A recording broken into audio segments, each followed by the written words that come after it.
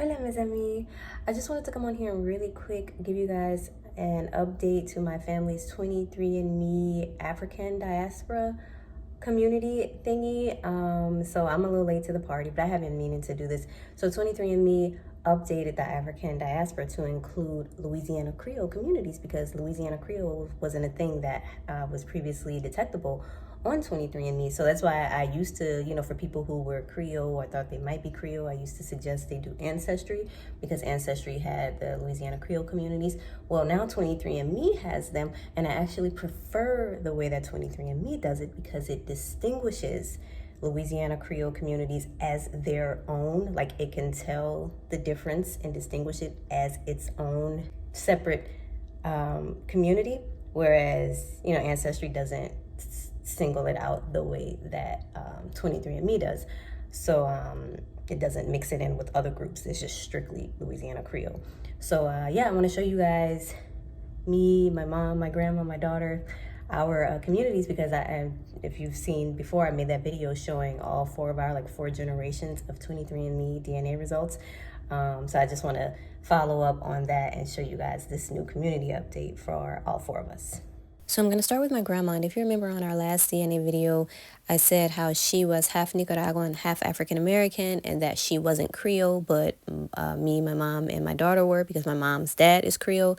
Well, come to find out through these new Creole communities on 23andMe, my grandmother is in fact Creole or partially Creole. As far as I knew, my grandmother's mom, she's, monoracial. She just identified as black. That side of the family just identifies as black. I never knew anyone to identify as Creole. And that's not to say that Creoles aren't also racially black or mixed with black, but I mean ethnically speaking. When I say black, I mean African American. So when they were identifying as black, I took that to mean African American.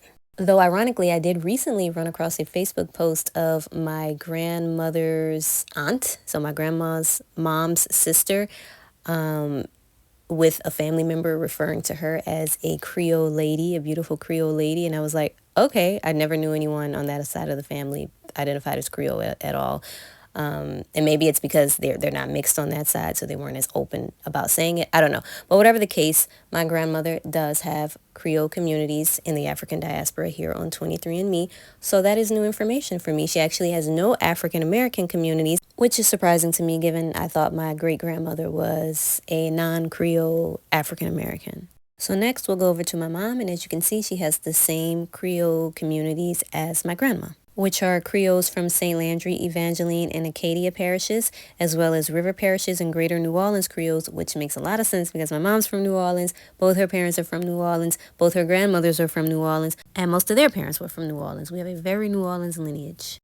All right, so let's move on to me. As you can see, I have the Managua, Nicaragua, which is where my great-grandfather was from, my grandma's dad. And I also have Martinique in the Caribbean. Not sure where that's coming from, but that's pretty cool. But let's get into the Creole communities in the African diaspora.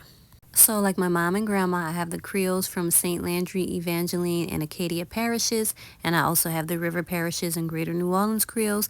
Now what I also have that they didn't have is the Mississippi River Delta Creoles.